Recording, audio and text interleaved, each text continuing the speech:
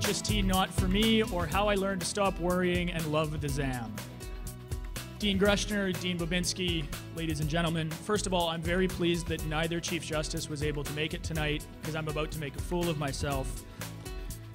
I'm grateful for the opportunity to speak in such august company and to debate Tony Wilson, who is the only person to have the distinction of creating something solely for the purpose of getting his name on a trophy and then consistently failing to do so. And also debating against that guy who did that annoying video that clogged up my Facebook page last year. For those who don't know, Chris actually created a video called Fight Fight HST, and it had a couple of 100,000 hits. And Chris is actually an old friend of mine. We've known each other for about 10 years. And somebody sent me that video, and I quote, said, "You should check out this smug asshole." And so I opened up the video, and I'm like, I know that smug asshole. That smug asshole is a friend of mine. But I'm just kidding. Chris is an inspiration to law students everywhere. Because before Chris, I didn't know that all you had to do to get a job at Thorstenson's and be considered an expert in tax policy is put out a smug viral video. And if I had known that was true, I would have used my webcam in law school for more productive things than I actually used it for. I was in a long-distance relationship. Don't judge. I'm going to let that one sink in for just a minute. So I'm not sure anybody really cares anymore about the HST. Debating the merits of a harmonized provincial and federal tax versus a provincially run system heavy with exemptions seems really 2010. It seems like we're talking about the Chilean miners, or we're debating why Michael Ignatieff looks, talks, and campaigns like a zombie. It is 2 years ago, but we're still here and we're still doing it. So why should this be of interest to you? Why are we here again watching Tony Wilson fight a hopeless fight? And why couldn't Tony convince a real tax lawyer to come out of his or her cave and actually argue this type of resolution? Well, unlike what the other side will try and tell you the debate is about, and unlike how Chris tried to frame the debate, it's not about fiscal policy, it's not about progressive versus regressive tax. It's about something that's very clear and very simple, and that's democratic accountability. And here's where I actually move to the slideshow. Is this what I use? It is indeed. All right. It's about one thing. It's about lies. And specifically the lies that we were told by the government at the time. And I know there's a representative from the provincial government here, and I'm very sorry. I didn't know you were going to be here. But facts are stubborn things, and the facts in this case are very, very clear. The government said during the 2009 election campaign they had no intention of implementing in the HST. The government said during the 2009 election campaign that we had a $500 million deficit. After the election, when the government was reelected, they said, oops, the deficit was actually $2.8 billion. They were $2.3 billion off. And the HST was implemented 2 months after that 2009 election. However, what Gordon Campbell said afterwards was it wasn't even on their radar screen during the election, which I categorize, without hyperbole, as one of history's greatest lies. So we have the first of history's greatest lies. We have the second, I have achieved peace for our time, Neville Chamberlain, and the third, which most of us will be familiar with.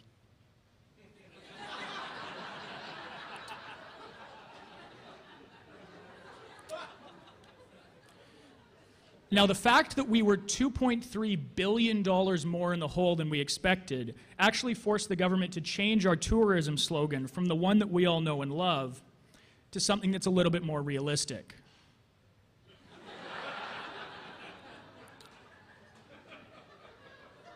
The problem at the core of everything was that as the British Columbia polity, we thought we had this guy in office. We thought we had a young, virile crusader on behalf of taxpayers, whereas in fact what we had was this guy in office. We had a silver-haired, devil-may-care killer who already had his eyes on a plum diplomatic position, and he planned to make Christy Clark the Kim Campbell to his Brian Mulrooney.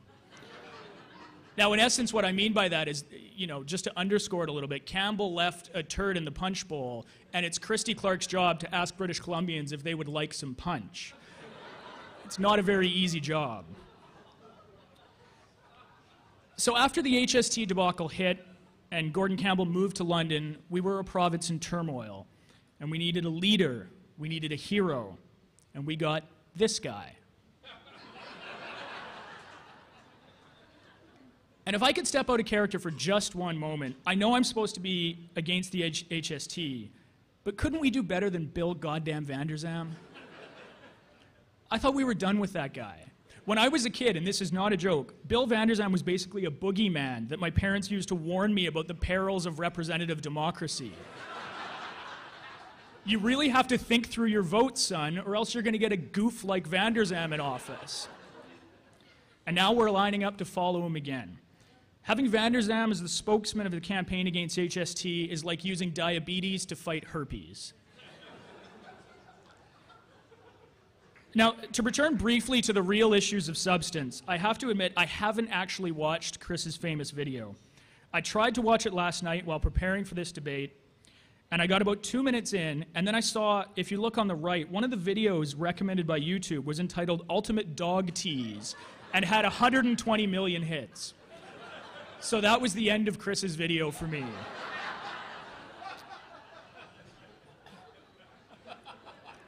But I don't feel like I need to watch Chris's video because I've been able to put my finger on the pulse of the public's perspective on HST circa 2011 by going to the last place you can go to get unvarnished views of the Canadian polity, the YouTube comments section.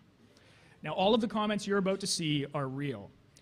The YouTube comments start strongly in favor of Chris. He gets a strong word of support from DMB is God, who apparently loves regressive consumption tax as much as he loves the Dave Matthews Band. Or, to be fair, noted litigator D. Michael Bain, who is also DMB. Chris also wins the support of McGill Girl 20, who's proudly representing her alma mater by using all caps and misspelling the word awesome. This next comment, well, not exactly on point, is vaguely supportive of Chris's general message.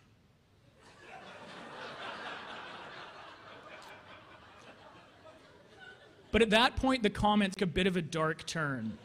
And they start with one of the most respected political commentators of our time, Blazin' Bud's bitch.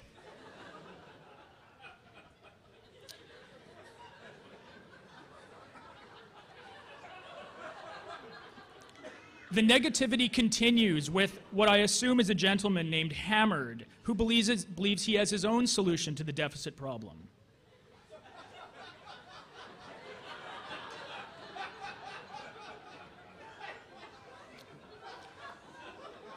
And then, as you always expect with YouTube, the ad hominem attacks begin. First of all, they focus strangely on Chris's choice of internet browsers. You had me until I saw you were using Internet Explorer. You must be wrong. And strangely, that's actually a common theme.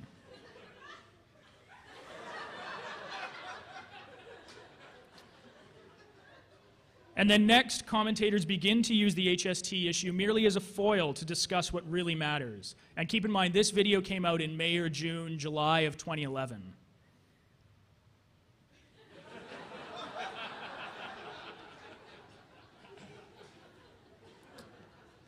And of course, again, focusing on what really matters.